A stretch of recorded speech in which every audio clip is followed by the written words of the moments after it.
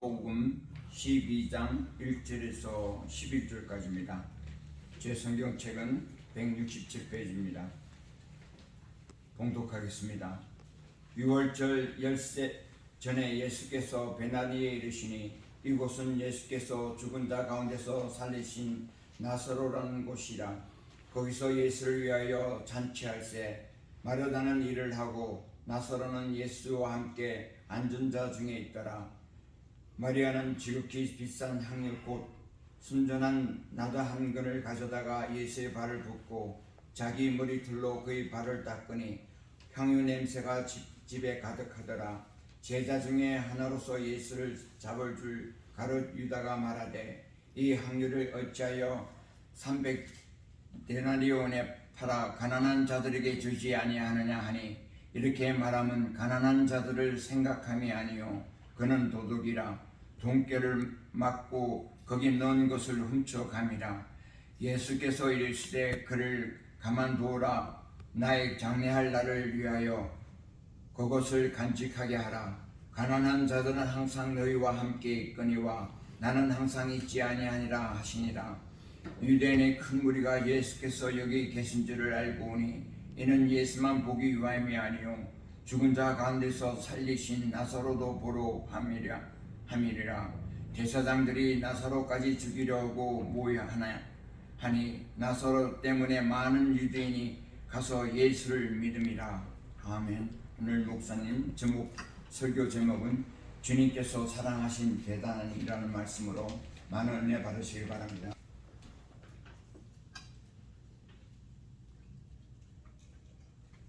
요즘은 그 자료와 통계, 스태티스틱스의 시대가 되었습니다. 제가 어렸을 때만 해도, 10대만 해도 정말 저는 시골에서 가서 동네에 라이브러리가 하나 없었습니다. 책을 빌릴 때도 없었고 인터넷은 당연히 그때는 없었던 시대입니다. 요만한 텍스트북 학교에서 주는 그게 전부였습니다. 근데 요즘은 인터넷으로 자료와 그 통계가 넘칩니다. 쉽게 구할 수 있습니다. 그런데 문제는 사람들이 인터넷에 좋고 뛰어난 자료가 엄청나게 많은데 그거는 안 보고 엉뚱한 데 시간을 낭비하는 게 요즘 시대의 문제입니다. 그러므로 우리 믿는 사람들도 그 인터넷을 사용하면서 시간을 잘못 낭비하지 않는데 우리가 신경을 써야 된다고 믿습니다. 하나님께 그런 지혜를 구해야 되겠죠. 근데 이런 자료들의 기초에서 그 랭킹, 그 순위를 발표하는 것을 쉽게 보고는 합니다. 어떤 나라가 살기 좋은지, 어떤 도시가 살기 좋은지, 어떤 도시가 은퇴하고 가서 살기가 좋은지, 그 다음에 어떤 음식점들이 좋은지, 어떤 곳이 아이들을 키우기에 좋은지 그런 랭킹들을 쉽게 인터넷에서 찾아볼 수 있습니다. 이 랭킹을 매기는 사이트로서 제일 유명한 데가 아마도 US News and World Report라는 데일 것입니다. 여기는 병원 랭킹도 다 매기고요. 대학 랭킹도 다 매깁니다. 동네 랭킹도 매깁니다. 학생들이 이제 대학에 갈 때쯤 학부모와 학생들이 제일 많이 그 대학의 수준을 알아보기 위해서 참조하는 사이트가 US News and World Report입니다. 근데 이 US News and World Report에서 2023년도에 그 미국의 가장 살기 좋은 도시의 랭킹을 여전히 매년 그러듯이 또 매겼습니다. 우리가 사는 이 해리스버그 지역은 이 주변은 몇위쯤 들어갔을까요? 놀랍게도 38위라는 엄청나게 높은 순위에 들어가 있습니다. 이 순위는 펜실베니아 전체 통틀어서 1위입니다. US 뉴스가 여러 가지 자료와 그 방법을 가지고 삶의 순위를 매겼을 때 해리스버그와 이 서버번 교외 지역이 펜실베니아 지역에서 가장 살기 좋은 지역이다. 라고 랭킹을 매긴 것이죠. 사실 이런 랭킹을 보면 기분이 좋아집니다. 그리고 이런 랭킹은 어쩌다 갑자기 생겨난 게 아니라 그 지역의 문화와 생활 환경은 그 지역에 사는 사람들이 오랫동안 살아온 결과이고 오랫동안 만들어온 결과를 나타내는 것입니다. 그런데 우리가 세상에 그 순위도 중요하지만 더 진짜 중요한 것은 하나님께서 보시는 순위가 랭킹이 어디냐가 더 중요한 것입니다. 하나님께서 보실 때 높은 랭킹에 들어가는 나라는 어떤 나라일까요? 하나님께서 보실 때 높은 랭킹에 들어가는 지역은 어디일까요? 하나님께서 보실 때 높은 랭킹에 들어가는 교회는 어떤 교회들일까요? 워싱턴 DC에 The Church of Savior, 구세주의 교회라는 교회가 있습니다. 이 교회는 큰 교회는 아닙니다. 1947년도에 골든 커스비라는 군목 출신 목사님이 성도 7명과 함께 개척한 교회입니다. 근데 지난 70여 년간 100여 명이 채 안 되는 교회로 지금까지 존재해오고 있습니다. 그런데 이 교회는 숫자에 비해서 지난 70여 년간 미국 사회에서 다른 어떤 교회보다 복음적인 영향력을 크게 끼친 교회라고 평가를 받습니다. 이 교회는 백인과 흑인이 함께 예배를 드리지 못하고 함께 학교를 다니지 못하고 함께 버스를 타지 못하던 시절에도 벌써 백인과 흑인이 함께 모여서 예배 드릴 수 있는 그러한 교회가 되었습니다. 특히 이 교회는 홈리스 사역에 헌신을 해왔습니다. 그래서 홈리스들을 돌보며 홈리스들을 치료하는 병원을 만들기까지 했습니다. 고작 100명이 넘는 그 성도들을 가지고 이런 일을 해왔다는 것입니다. 그래서 미국의 많은 교회와 사회단체들이 이 Church of Savior, 이 교회를 모델로 삼아서 홈리스 사역과 사회봉사 사역을 하는데 이 교회를 모델로 삼았습니다. 이 교회가 50주년, 우리 교회는 내년이 50주년인데 50주년 되는 해가 1997년이었습니다. 그때 1997년에 PBS라고 있죠. Public Broadcasting Station. 미국에서 가장 큰 퍼블릭 미디어, 공영 방송입니다. 이 방송에서 이 교회를 찾아가서 목사님과 성도들을 인터뷰하고 그걸 방송에 내보냈습니다. 왜 그 교회도 아닌 PBS에서 이 교회를 찾아가서 50주년에 이 교회 목사님과 성도들이 인터뷰하고 방송에 내보냈을까요? 이 교회가 사회에 끼치는 그 영향력이 너무나도 크다고 보았기 때문에 PBS도 주목하고 인터뷰를 하고 방송에 내보냈던 것입니다. 이 골든 커즈비 목사님은 95세로 2013년도에 세상을 떠났습니다. 그때까지도 그는 자기가 7명의 성도들과 개척한 교회에서 최선을 다해서 교회를 섬겼습니다. 이분은 두 가지 영적 성장, spiritual growth가 있어야 된다고 강조를 했습니다. 하나는 inward, 내적인 성장입니다. 우리가 내적으로 하나님을 사랑하고 나를 사랑하고 그리고 다른 사람들을 사랑하는 그 사랑이 날마다 성장되어야 한다. 이것을 강조를 했습니다. 여기서 멈추지 않고 신자에게는 outward growth가 있어야 된다라고 강조를 했습니다.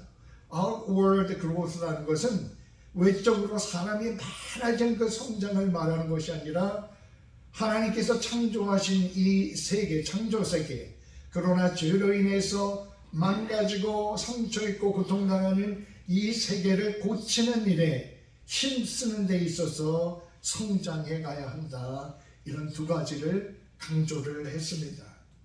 수많은 사람들이 카즈미 목사님을 배우고 그를 따라가고 싶어 했습니다. 그를 멘토로 삼았습니다. 미국의 유명한 짐 윌러드라는 복음주의 그 저자는 카스비 목사님이 세상을 떠나자 이런 글을 남겼습니다. 카스비 목사님을 많은 사람들이 알지는 못하지만 그는 우리들 중에 많은 사람들이 직업을 형성하는데 지대한 영향을 한 세대 동안 끼쳤습니다. 아마도 이 세대에 가장 큰 영향을 끼친 목회자였습니다. 라고 이렇게 평가를 했습니다. 카즈비 목사님 혼자 하는 것이 아니라 카즈비 목사님과 그 성도들이 정말로 크지는 않지만 미국 사회에 지대한 복음적인 빛과 소금의 영향력을 끼쳤던 것입니다. 그리고 지금도 그렇게 하고 있습니다. 성경에 나오는 여러 동네들이 많이 나오는데요. 그 중에 보면은 특별히 예수님의 관심을 받은 그 동네가 있습니다. 오늘 본문에 나오는 베다니입니다. 예수님께서 왜 이렇게 베다니에 관심을 가지셨습니까? 우리 사람들은 어떤 도시에 관심을 가질 때 그 도시의 경치나 관광지 이런 데 관심을 갖습니다. 그러나 예수님의 관심은 그것이 아니었습니다. 예수님이 베다니를 사랑하시는 이유는 그곳에 있는 사람들 때문인 것이었습니다. 사람이 중요한 것이지 땅이나 외적인 환경 조건이 사람보다 중요하지 않습니다. 베다니라는 동네는 아주 작고 소외되고 가난한 동네였습니다. 그런데 예수님께서 그곳에 발걸음을 자주 하셨습니다. 요한복음에 보면은 예수님께서 수많은 기적을 행하셨다 그렇게 말씀합니다. 그런데 그 기적을 다 기록할 수 없고 사람들이 예수 그리스도가 주님 되심을 믿도록 7가지의 중요한 기적을 정해서 요한복음에 기록을 했습니다. 그 마지막 그 기적의 클라이맥스 절정이 바로 부활인데요.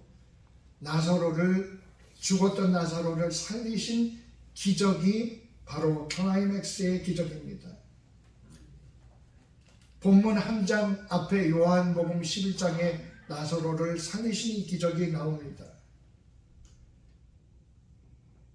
예수님께서 베레아에서 말씀을 전하고 계신데 마르다와 마리아가 보낸 사람들이 도착을 했습니다.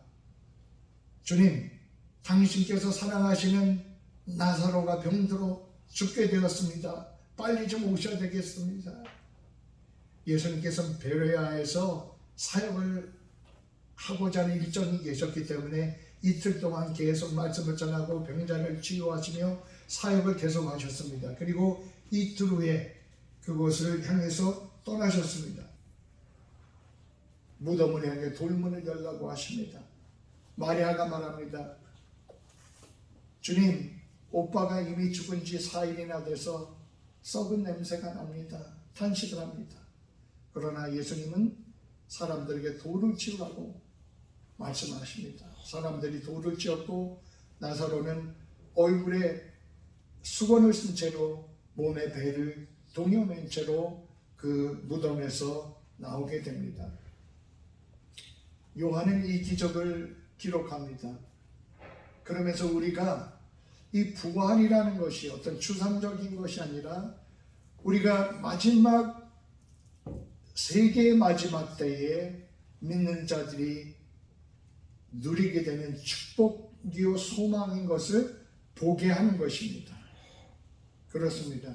부활은 어떤 추상적인 것이 아니라 이 마지막 때에 일어나는 일이고 믿는 자들에게 주신 하나님의 약속이요 축복이 부활입니다. 그런데 본문에 보면 예수님께서 십자가를 지러 예루살렘으로 들어가시기 전에 또 베다니에 또 들어가셨습니다. 며칠 전에 나사로를 고치러 베다니에 가셨는데 며칠 만에 또다시 베다니를 들리신 것입니다. 사람들은 신이 나서 너무 기뻐서 예수님을 위한 잔치를 벌였습니다. 이때가 토요일입니다. 사람들은 모르지만 예수님은 그 일정을 알고 계십니다. 내일이면 예루살렘으로 들어가고 다음 주 금요일이면 십자가에 매달릴 것입니다. 그런 와중에도 불구하고 베다니를 찾아오셨다는 것입니다. 도대체 베다니가 어떤 마을이었기에, 거기에 어떤 사람들이 있었기에 예수님의 마음이 거기를 그렇게 향했냐는 것입니다. 우리 가정도 우리 교회도 이런 공동체가 되어야 하지 않겠습니까? 예수님의 마음이 끌리는 교회, 예수님의 마음이 끌리는 그 사람들, 가정들이 되어야 되지 않겠습니까? 예수님은 베다니에 있는 사람들을 사랑하셨습니다. 이들이 누구길래 예수님의 마음을 그렇게 끄는 사람들이었습니까? 사실상 베다니는 아주 조그마하고 이 세상적인 말로 하면 별 볼 일 없는 동네였습니다. 별 볼 일 없는 동네. 거리상 예루살렘에서 2마일 정도 떨어져서 걸어가려면 55분 걸리는 그런 지역이었습니다. 그런데도 성경에 보면 예수님께서 이 베다니를 자주 방문하셨다는 기록이 성경 자체에 나옵니다. 누가복음 10장 38절에 보면 그들이, 제자들이 길을 갈 때에 예수님께서 한 마을에 들어가심에 마르다가 나와서 영접했더라 기록합니다. 마태복음 21장 17절에 그들이 떠나 성 밖으로 베다니에 가서 거기서 유하니라 기록합니다. 예수님과 제자들이 성 밖 베다니에 거했다는 것입니다. 그리고 마가복음 11장 11절에 예수께서 예루살렘에 이르러 성전에 들어가셔서 둘러보신 후에 때가 이미 저물매 12제자를 데리고 베다니에 나가시느니라 이렇게 말씀 기록합니다. 예루살렘에서 말씀을 전하시고 병자를 고치시며 사역을 하신 후에 예루살렘을 떠나서 그 베다니로 또 가셨다는 것입니다. 베다니는 이렇게 예수님께서 특별히 사랑하는 지역이었습니다. 집이 없는 예수님께서 마치 스윗 홈처럼 편안하게 느끼셨던 그런 공동체였던 것입니다. 왜 그러셨습니까? 왜 주님의 마음이 그렇게 그곳에 끌리고 그 베다니를 향하셨던 것일까요? 무엇보다 베다니는 예수님을 진정으로 사랑하는 사람들이 있었기 때문입니다. 나사로가 있었고요, 시몬이 있었고요, 마르다가 있었고요, 그 다음에 마리아가 있었고, 또 그의 이름은 없지만 예수님을 사랑하는 신실한 사람들이 있었기 때문입니다. 우리 사람들은 외적인 조건 때문에 어떤 지역에 끌립니다. 어떤 건물에 끌립니다. 환경에 끌립니다. 그러나 주님의 마음은 어떤 사람인가에 마음이 끌리는 것입니다. 오늘날 살기 좋은 동네로 랭킹을 매긴다고 하면 베다니는 아마 1000등 안에도 못 들어갈 것입니다. 그런데 예수님 마음에는 거기가 1등이었습니다. 예수님께서는 베다니를 사랑하셨습니다. 예수님께서 보실 때는 그 베다니는 가난하고 어두워 보이지만 정신적으로 어느 것보다 건강하고 부유한 곳이었습니다. 예수님 눈에는 어느 것보다 빛과 사랑이 넘치는 그러한 지역이었던 것입니다. 바로 나사로, 시몬, 마르다, 마리아 같은 사람들이 있었기 때문에 그런 것입니다. 환경이 사람을 만드는 것이 아니라 사람이 환경을 만듭니다. 지역이 사람을 만드는 것이 아니라 사람이 지역을 만듭니다. 교회가 사람을 만드는 것이 아니라 사람이 교회를 만드는 것입니다. 예수님 마음에는 이들을 깊이 사랑함이 있었습니다. 이들은 예수님께 쉼터와 같은 존재들이 되었습니다. 마태복음 26장과 마가복음 14장에도 본문의 이야기가 또 기록되어 있는데요. 이 이야기를 종합해보면 잔치가 벌어진 곳이 시몬의 집입니다. 그런데 시몬은 문둥병자였다가 치유받은 사람이더라 이렇게 기록을 합니다. 옛날에 문둥병자는 사람들에게 가까이 갈 수가 없었습니다. 가까이 갔다가는 돌멩이 맞아서 죽기가 십상이었습니다. 그 시몬을 예수님께서 고쳐주셨으니 얼마나 감사했겠습니까? 평생 감사하는 마음을 가지고 사는데 예수님이 오시니까 자기 집을 개방해서 예수님을 모시고 잔치를 벌였던 것입니다. 어떤 성서학자들이 시몬이 나사로의 아버지였을 가능성이 있다고 이렇게 봅니다. 그렇다면 마르다 마리아의 아버지도 되는 것입니다. 설령 그렇지 않더라도 시몬은 이 나사로 그리고 그 동생 마리아와 마르다와 굉장히 가까운 친척일 가능성이 높습니다.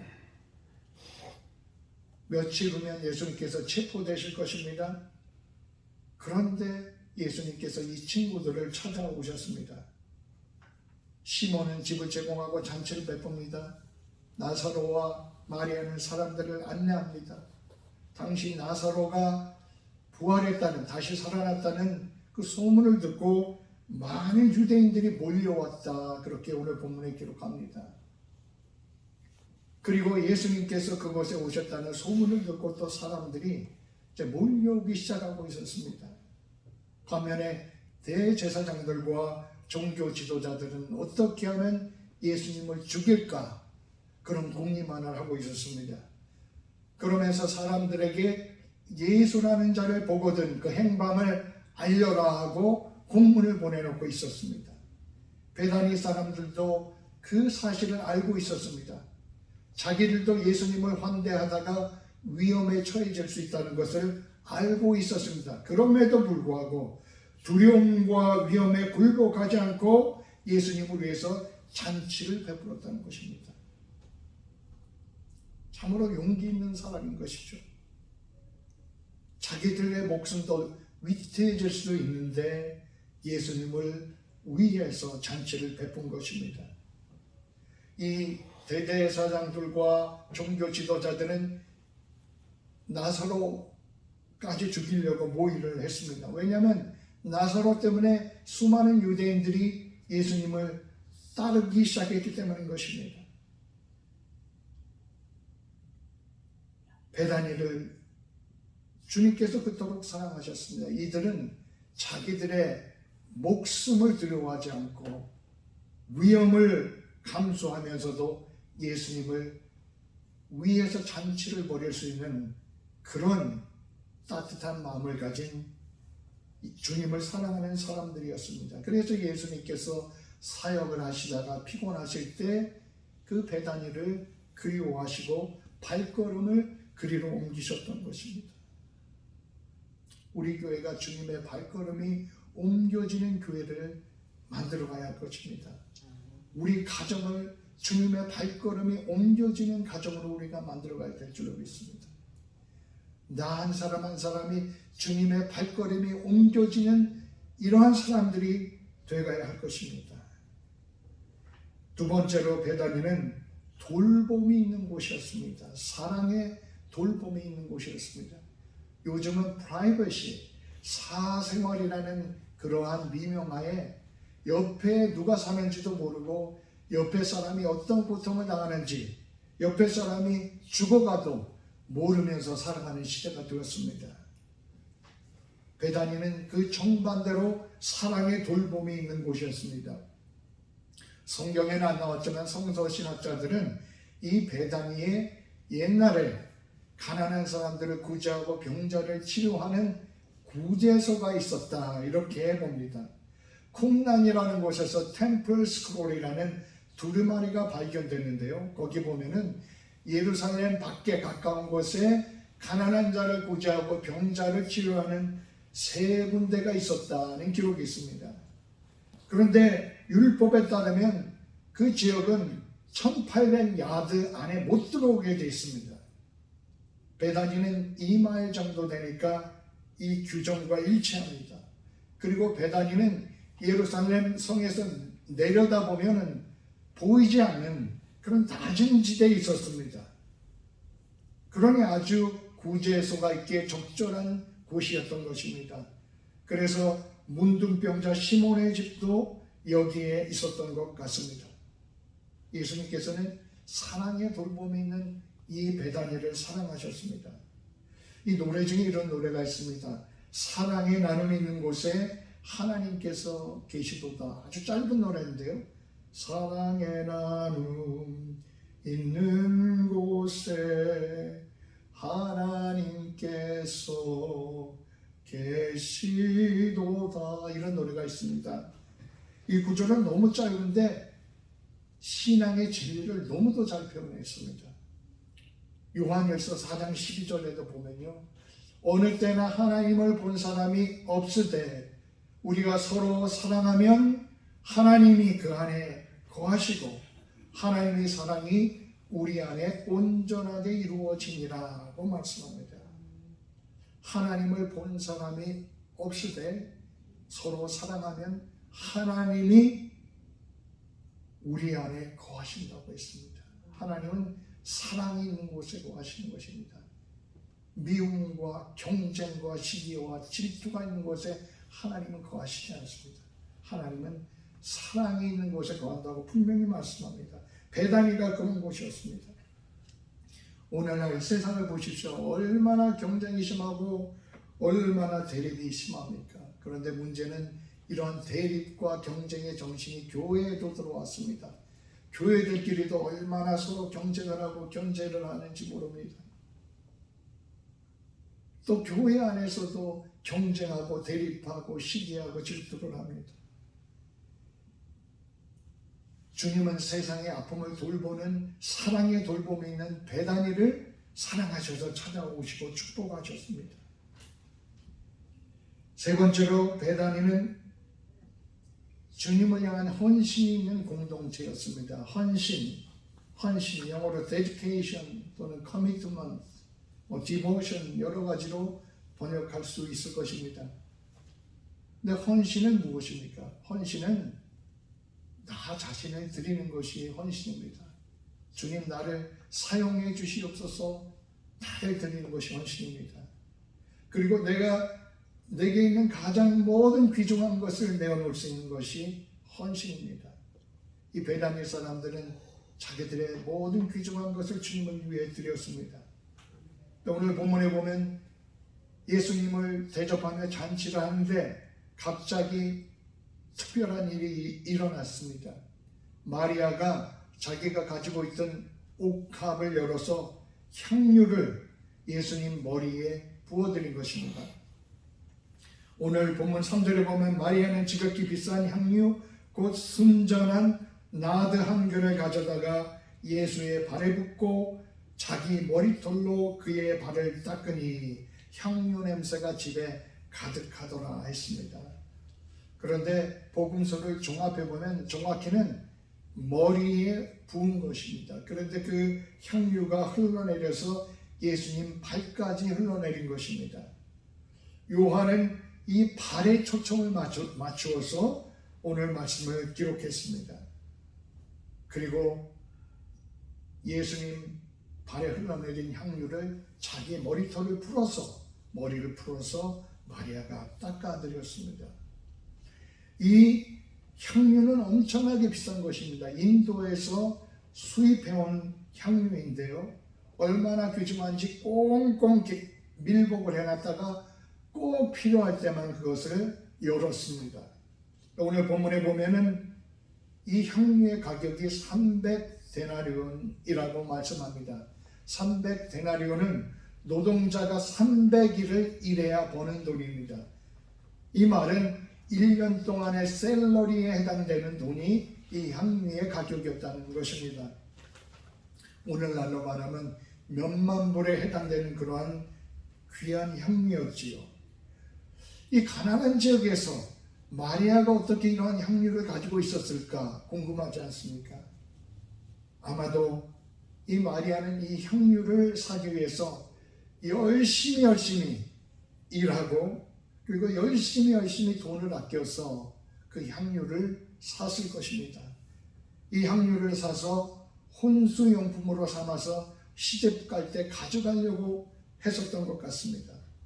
그런데 아마 오빠 나사로가 죽었다 살아나지 않았더라면 이 향유를 사용했었을 것입니다. 그런데 오빠에게 그 향유를 쓰지 않고 오빠를 살려주신 예수님께 감사한 마음으로 머리부터 발끝까지 향유를 부었던 것입니다. 예수님과 제자들이 함께 앉았는데 가룟 유다가 비판을 합니다. 아니 300데나리온의 돈이 있으면 그 돈으로 가난한 사람들을 구제하면 되지 왜 이렇게 그 돈을 낭비하느냐라고 공개적으로 비판을 합니다. 요한은 가룟 유다가 가난한 사람들 진짜 동정해서가 아니라 그가 예수님의 그룹에서 회계 맡은 자로서 돈을 훔쳐가고 있었다. 그는 도적이었다라고 이렇게 질문합니다. 그런데 마태복음 26장에 보면 가룟 유다만 비판한 게 아니라 다른 제자들도 이 상황을 이해하지 못했습니다. 그래서 분개했습니다. 그런 분개하는 제자들을 향해 예수님께서 이렇게 말씀하십니다. 예수께서 이르시되 마리아를 가만히 두어서 나의 장래할 날을 위하여 그것을 간직하게 하라. 가난한 자들은 항상 너희와 함께 있거니와 나는 항상 있지 아니하니라고 말씀하셨습니다. 성경에서 향유를 붓는 것은 크게 세 가지 목적이 있습니다. 첫 번째, 거룩하게 구별하는 예식입니다. 왕을 세울 때, 제사장을 세울 때 향유를 부으면서 거룩하게 구분했습니다. 두 번째로는 너무너무 귀한 손님을 환대할 때 머리에 향유를 붓습니다. 당신은 너무너무 우리가 소중히 여기는 사람이다라는 것입니다. 세 번째로는 장례법에 따라 죽은 시신에 향유를 부었습니다. 그러면 마리아는 어떤 목적으로 예수님께 향유를 부었을까요? 마가복음 14장 8절에 보면 저가 즉 마리아가 힘을 다하여 내 몸에 향유를 부어 내 장사를 미리 준비하였느니라 이렇게 주님께서 말씀하셨습니다. 그러면서 마리아의 행동을 칭찬하시면서 내가 진실로 너희에게 이르노니 온 천하에 다니면서 복음이 전파되는 곳에서는 이 마리아가 행한 일도 말하고 그를 기억할 것이다 라고 이렇게 말씀하셨습니다. 아무도 예수님의 마음을 이해하지 못했습니다. 며칠 후면 십자가를 지시게 되는데 아무도 그것을 알지 못했습니다.